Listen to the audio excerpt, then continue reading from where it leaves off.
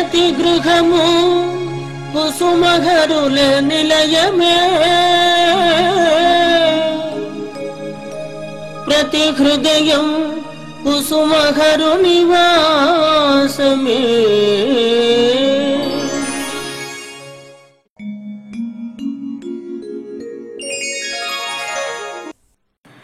ప్రతి గృహము కుసుమహరుల నిలయము 849వ ఎపిసోడ్లోని విశేషములు. శ్రీ కుసుమహరుల అవతార విశిష్టత తెలియజేయుచున్న వారు శ్రీ శ్యామ్ సుందర్, USA. ప్రతి గృహము కుసుమహరుల నిలయము 849వ ఎపిసోడ్కు స్వాగతం, సుస్వాగతం. ఈ మహత్తర మహోన్నతమైన అత్యంత మృదుమధురంగా తీర్చిదిద్దుతున్న కార్యక్రమ వివరాలు. అవతార పురుషులు, ప్రేమావతారులు శ్రీ శ్రీ శ్రీ హరనాథ మహాప్రభు 160వ జన్మదినోత్సవ శుభ సందర్భంగా కుసుమహర భక్తి కోటికి, సకల మానవాళికి సర్వశుభములు, ఆయురారోగ్యములు ప్రసాదించమని శ్రీకృష్ణాభిన్న స్వరూపులు శ్రీ కుసుమహరనాథులకు మా ప్రార్థన. శ్రీమన్నారాయణుడు కృత, త్రేత, ద్వాపర యుగములలో అవతరించి దుష్ట శిక్షణ, శిష్టరక్షణ గావించినారు.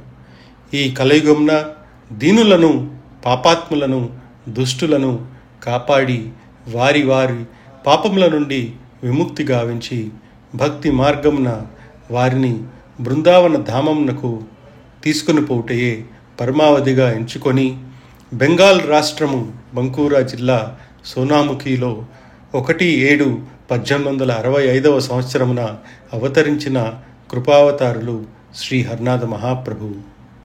ఈ అవతారము ఆవిర్భావం గురించి సిద్ధపురుషులు, పురాణములే కాక శ్రీ గౌరాంగ మహాప్రభు తన గోస్వాములకు స్వయంగా 400 సంవత్సరములకు పూర్వమే చైతన్య చరితామృతం అనే గ్రంథంలో తెలియజేశాను. ఏమనగా, నా తరువాత వచ్చే అవతారము ఎంతో అద్భుతంగా ఉండును అని. దైవం మానవ రూపంలో అవతరించి వారితో సంచరించి వారికి ప్రేమానురాగములు పంచి వారికి తాను రాసిన లేఖల రూపముగా తన దివ్య సందేశములను అందించి తరతరములకు ప్రేమ మార్గమును విశదీకరించచ్చు నామ మహత్యాన్ని ప్రపంచ ప్రజలకు అందజేయుచున్న అవతార పురుషుడు. శ్రీ హరనాథుని సర్వజ్ఞతము, సర్వవ్యాపకత్వము, సర్వశక్తిమంతము, విమోచన, అనుగ్రహము, యోగశక్తి, పాపుల ఎడల కారుణ్యము, నిర్హేతుకమైన ప్రేరణ రహితమైన ప్రేమ, ఆయన అనుగ్రహము అపారము. అందువల్లే ఈ అవతారము అపురూప అవతారమైనది. జై కుసుమహర. శుభాకాంక్షలు. శ్రీ హరనాథ మహాప్రభువు 160వ జన్మదినోత్సవ శుభ సందర్భమున సకల మానవాళికి కుసుమహర భక్తలోకమునకు సకల శుభములు, ఆయురారోగ్యములు ప్రసాదించమని శ్రీ కృష్ణాభిన్న స్వరూపులు శ్రీ కుసుమహరనాథులకు మా వినమ్ర ప్రార్థన. ఇంతటి మహత్తర మహిమోన్నతమైన కార్యక్రమం ప్రసారము చేయుటకు తమ వంతు సహాయ సహకారములు అందించిన మహాపురుషులు, బెంగళూరు వాస్తవ్యులు భక్తునకు శ్రీ కుసుమహరనాథులు సకల శుభములు, ఆయురారోగ్యములు ఇంకా అనేక కార్యక్రమములకు సహాయము చేయు శక్తిని వారికి ప్రసాదించమని మా ప్రార్థన. శ్రీ హరనాథుని అమృత శ్లోకం.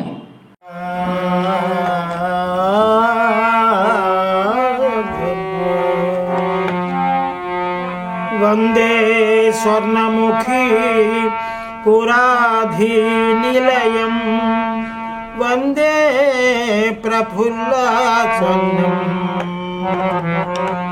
వందే శ్రీ కుసుమ మనప్రియకరం, వందే జగద్వందితం, వందే సర్వమతస్థ రక్షణ చక్షేణం, వందే కృపాంభోనిధిం.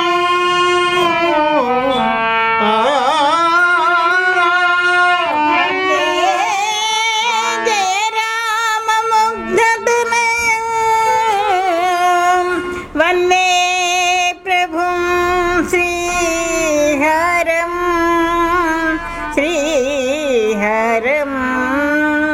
శ్రీహరం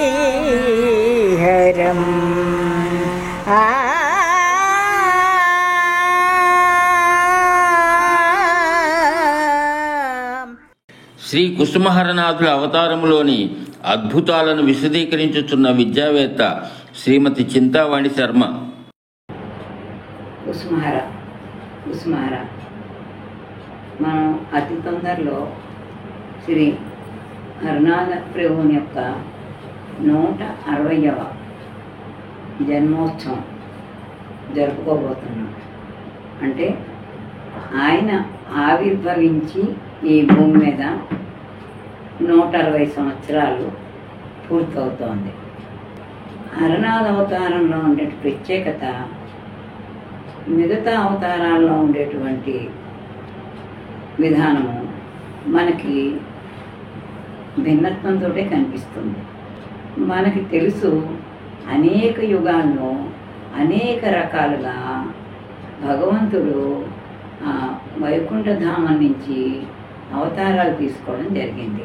కృతయుగంలో, త్రేతాయుగంలో, ద్వాపర యుగంలో ఆయన అనేక అవతారాలు ఎత్తారు. ఆ అవతారాల్లో కూడా ఆయన అనేక రూపాలుగా వచ్చారు. ఎప్పుడూ మానవ రూపంగానే రాలేదు.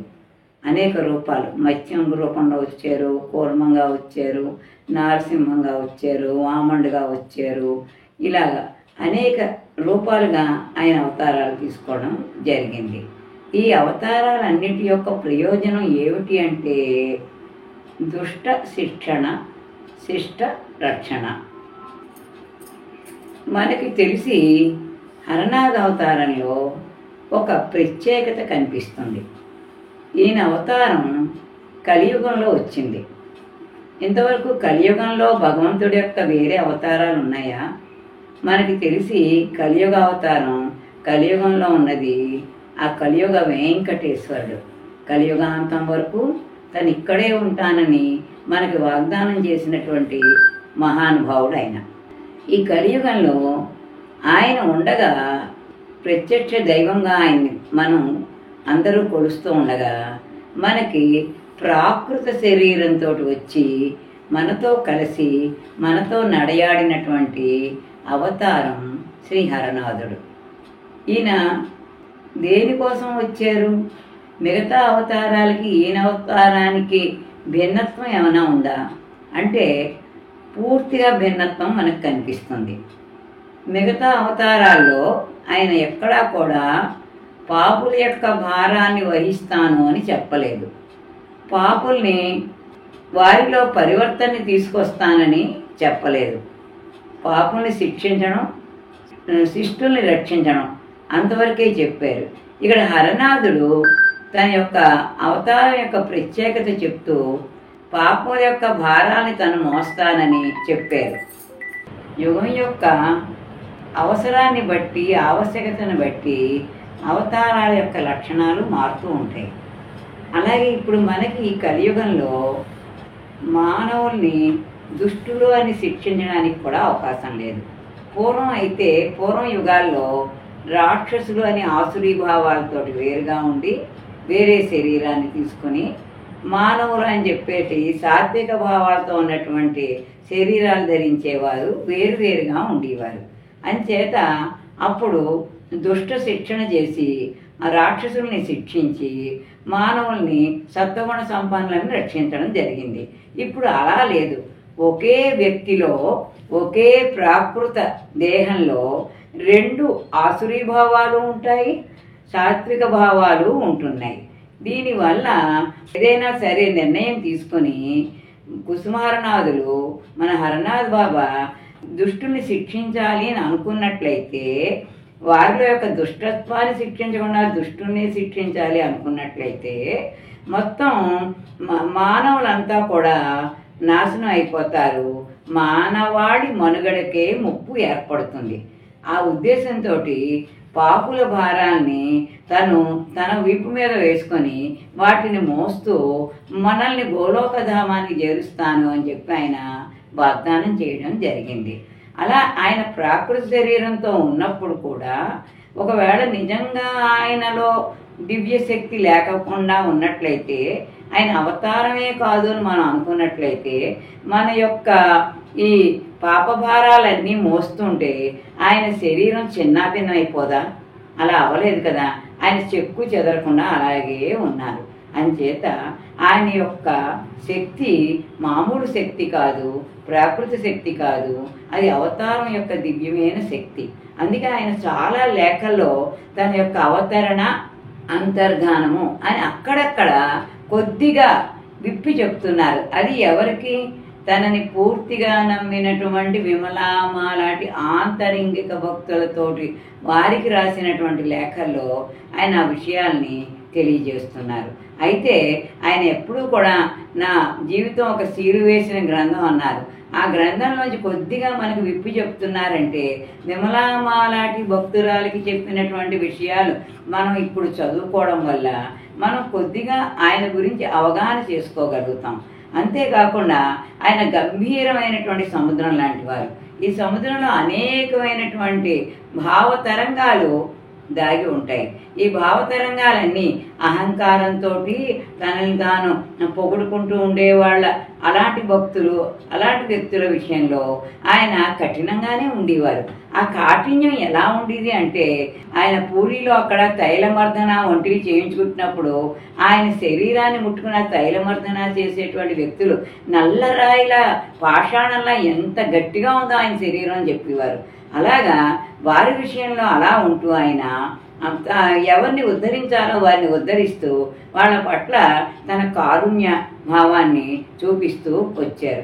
ఇలా ఇన్ని సంవత్సరాల నుంచి కూడా మనకి ప్రాకృత శరీరంతో బాబా లేకపోయినా ఆయన ఆంతరింగిక భక్తులు అనేవారు ఆయన యొక్క లీలల్ని ఆయన అనుభూతి చెందుతున్నారు.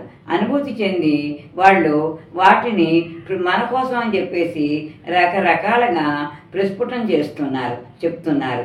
మనం అర్థం చేసుకుని బాబా లీలలు తెలుసుకుని ఆయన యొక్క అవతారం యొక్క విశిష్టత, ఎవరు చేయనటువంటి పాపుల భారం మొయ్యడం, అది ఆయన చేశారు. అలాగే తన ఆంతరింగిక భక్తుల విషయంలో తన యొక్క రహస్యాలను కొన్ని విప్పి చెప్పారు. లేదు సముద్రంలా గంభీరంగా ఉన్నారు, పాషాణంలా కఠినంగానూ ఉన్నారు. ఇలా రకరకాలుగా భావాలు ప్రదర్శిస్తూ ఆయన మనకి ఈ 160 సంవత్సరాల యొక్క ఆయన ఆవిర్భావం దగ్గర నుంచి ఆయన ప్రాకృత దేహాన్ని విడిచి వెళ్ళినా కూడా మనల్ని ఆయన ఉద్ధరించడానికి కంకణం కట్టుకుని మనకి ఆయన తన అవతారం యొక్క రహస్యాన్ని అక్కడక్కడ చెప్తూ బాబా యొక్క అవతారం మిగతా అవతారాలకు లేనటువంటి ప్రత్యేకతని సంతరించుకుంది అనే విషయాన్ని మనం రూఢిగా గట్టిగా మనం నొక్కి వక్కాణించి బల్లబుద్ధి చెప్పినట్టుగా చెప్పగలం. కుసుమార శ్రీ హరనాథుడు జరిపిన లీల తెలియజేయుచున్నవారు శ్రీ జిఎన్ ప్రసాద్, కాకినాడ. ఈరోజు హరనాథుని జన్మదినోత్సవం కదా, అంచేత చిన్న లీల ఒకటి చదువుకుందాం. హరుడు చిన్నతనంలో చెప్పిన అద్భుత లీల గురించి చదువుకుందాం. హరనాథుడు చదువుకునే రోజుల్లో కుచియాల్ కోలోలో మాచి డోబాకు ఒక్కడే వచ్చేవాడు. ఆ త్రోవలో ఒక మర్రి చెట్టు దగ్గర రాగానే ఒక దోపిడీ దొంగ చెట్ల కొమ్మలలో నుంచి క్రిందకు దూకి చేతిలో లాఠీకలతో హరనాథుని నీవెవరివి అని ప్రశ్నించగా హరుడు తన పేరు హరనాథుడు అని చెప్పాడు. పేరు వినగానే ఆనందంతో హరునితో హర నీ ఇక్కడున్నావా, నీ కోసమే చాలా కాలం నుండి తప్పిస్తున్నాను అని ఆ దొంగ హరనాథుని తన భుజం పైకి ఎక్కించుకొని సురక్షితంగా మాచి డోబాకు మోసుకుని పోయాడు. హరుని స్పర్శ తగిన తక్షణం ఆ దోపిడీ దొంగ మనసులో మార్పు కలిగింది. వెంటనే దొంగ ఇది వరకు చేసిన దొంగ వృత్తిని వదిలేసాడు. అతని హృదయంలో మార్పు కలిగి హరనాథుడికి పరమభక్తుడయ్యాడు. చూసారా, హరనాథుని స్పర్శ తగ్గగానే దొంగకి మనసు మారిపోయి పరమభక్తుడు అయిపోయాడు. అలాగే మనలోని దోషాలు పోవాలంటే హరనాథ నామం ఎల్లప్పుడూ స్మరిస్తూ ఉంటే మనలో దోషాలు పోయి మనము భక్తులు అయిపోతాం. జై హరనాథ. శ్రీ హరనాథుని అమృత శ్లోకం గానం చేసిన భక్తురాలు శ్రీమతి లలిత. కుసుమహర జయము శ్రీ కుసుమాప్రియ జయము జయము, జయము పాగల్ హరనాథ జయము జయము, జయము భక్త జనావని జయము జయము, జయము గౌరాంగహర జయము జయము. జై కుసుమహర. శ్రీ కుసుమహరనాథుల దివ్యధామాలు కార్యక్రమంలో భాగంగా సోనాముఖిలో నిర్మించిన మనోహరదాస్ మందిరము, స్వర్ణ ముఖిమాత కాళికాదేవి మందిర విశేషములు. కాళీమాత మందిరము. కాళీమాత బెంగాలీలకు ఆరాధ్య దేవత. సోనాముఖిలో ప్రతి సంవత్సరము దసరా పర్వదినములలో అత్యంత వైభవముగా పూజలు నిర్వహించుచున్నారు. స్వర్ణముఖిమాత మందిరము. ఈ మందిరము 2000 సంవత్సరముల పూర్వము నిర్మించబడినది. ఈ మాత శిరస్సుకు 1500 తులముల బంగారంతో చేయబడిన కిరీటము అలంకరించబడినది. కానీ తరువాత వచ్చిన పరిపాలకులు ఈ బంగారు కిరీటమును తీసుకుని పోయినారు. అప్పటి నుండి ఈ గ్రామమును సోనాముఖి గ్రామముగా పేరుగాంచినది. ఈ మందిరంలో నిత్య పూజలు జరుగుతున్నవి. మనోహరదాసు మందిర విశేషములు. శ్రీ హరనాథ మహాప్రభు అవతరణకు ముందుగా 1592వ సంవత్సరంలో బృందావన నివాసి గొప్ప యోగి పుంగవుడైన మనోహర గోస్వామి సోనాముఖి మహాక్షేత్రంలో ఒక అవతారమూర్తి అవతరిస్తారని అవతార విశేషము శ్రీ గౌరాంగ మహాప్రభు ప్రారంభించి పూర్తి చేయని పనిని కొనసాగించడానికి గృహస్థు రూపమున శ్రీకృష్ణుడే మరల శ్రీ హరనాథ రూపమున ఈ భూమిపై అవతరించగలరని తెలియచెప్పిన గొప్ప యోగి పుంగవుడు. వీరు దీర్ఘరోగములను తన కరస్పర్శతో తగ్గించేవారు.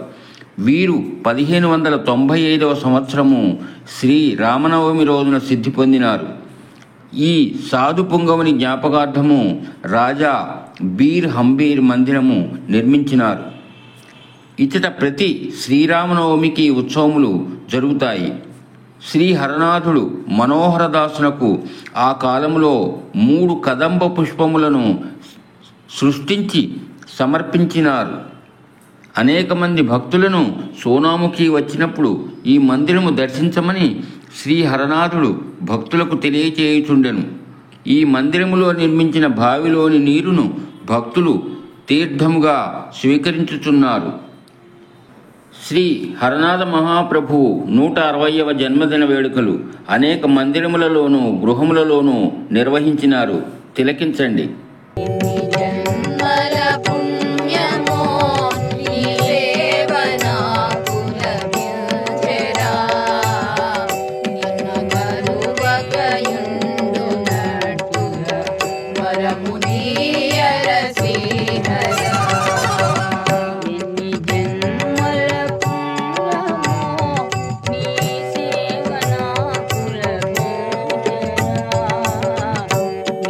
మరువక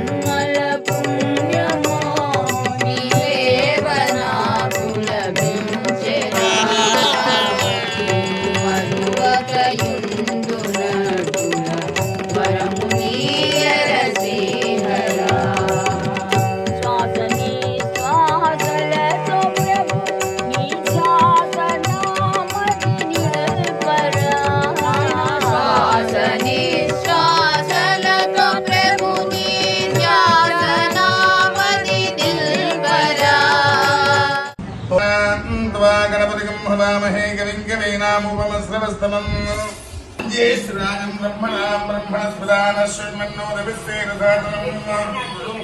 ప్రణో దేవీ సరస్వతీ వాదేవరివాదినీమదీ విహరే స్వస్వయంత్వేధాన అమదేవాదిహరే హిందూ సర్వలింద్రావంతో మరుతో విష్ణులింది మాంతరిక్షమరుదో పునఃస్తమయ్యమ్మానుపదాంగామేశ్వరు హై దేవాంస్కృతమాజుదంతాం మయ్యా శ్రీరస్తుమిదే ముహూతి స్మగం దేవాత్మనాం వేదమానయత్తాదు పురువ్యజానో వేదస్వర్మయముదస్మహరే పురోహరపరోక్షో సమప్రజానే హృదయస్వమగలేంద్రమానవీజో మాపరాధ ఏన సమప్నామదే భవందుంద్రాగ్రజా భవపాఠామహేవాన్ అమృతో బహార మహానైవేద్యం సమర్పయామి 5 సార్లు స్వామికి నివేదన నమ్మగా ఓం ప్రణాయ స్వాహ ఓం మతానాయ స్వాహ కింద విడిసేనమ్మ స్వస్తో వృక్షాలగామి వారో వృక్షాలగామి శుద్ధాజనీయం సమర్పయామి తాంబూలం ఒక దేవుడి పెట్టిన తాంబూలం నాభ్యాసీనంతరిక్షం శీర్ష్ణోద్యవు సమవర్తద అభ్యాం భూవర్తిష శ్రోత్రాదు తథా లోకాగమ్మ కల్పయన్ను శ్రీ కుసుమ కుమారీ సమేత హరనాథ స్వామినే నమః నీరాజన హారతి భక్త జన మనోనాథ హారతి ప్రభు శ్రీహరనాథ హారతి లోకైక ప్రేమ స్వరూప హారతి అగణిత సగుణాకలాప హారతి భక్త జన మనోనాథ హారతి ప్రభు శ్రీహరనాథ హారతి భక్త జన మనోనాథ హారతి ప్రభు శ్రీహరనాథ హారతి లోకైక ప్రేమ స్వరూప హారతి అగణిత గుణ కలాప హారతి భక్త జన మనోనాథ హారతి ప్రభు శ్రీహరనాథ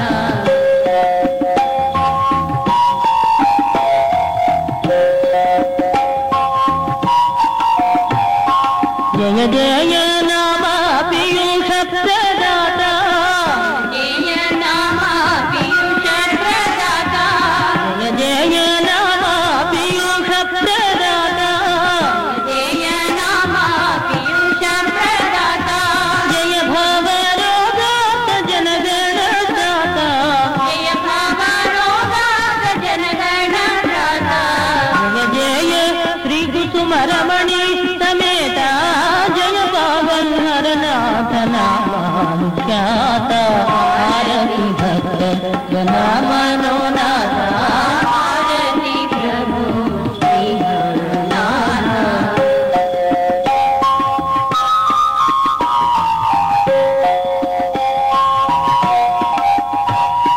జయ శ్రీ అప్రాకృత